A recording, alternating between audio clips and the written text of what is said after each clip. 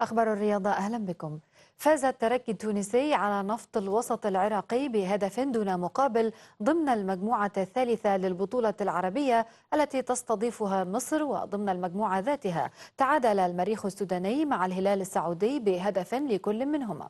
هذا وتستأنف اليوم مباريات البطولة، حيث يلتقي الفيصل الأردني مع نصر حسين داي الجزائري في 6 مساء، ويلعب الأهلي مع الوحدة الإماراتي في تمام 9 مساء.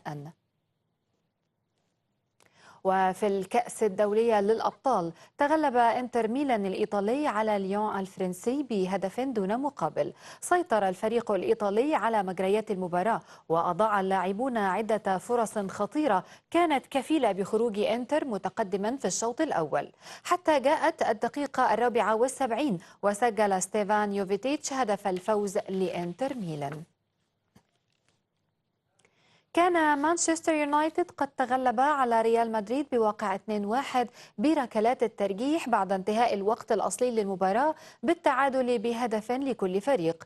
تقدم المانيو بهدف خيسيه لينغارد في الدقيقة 45، بعدها تعادل كاسيميرو للريال في الدقيقة 63 من ركلة جزاء، ليحتكم الفريقان لركلات الترجيح التي حسمها مانشستر يونايتد بقيادة مورينيو لصالحه. وفي الكأس الذهبية تأهل منتخب جامايكا لنهائي البطولة بعد فوزه على المكسيك بهدف دون مقابل. سجل كيمار لورنس هدف المباراة الوحيد في الدقيقة 88 ليمنح منتخب بلاده بطاقة التأهل لنهائي للمرة الثانية على التوالي. ستلتقي جامايكا مع الولايات المتحدة في النهائي غدا الأربعاء.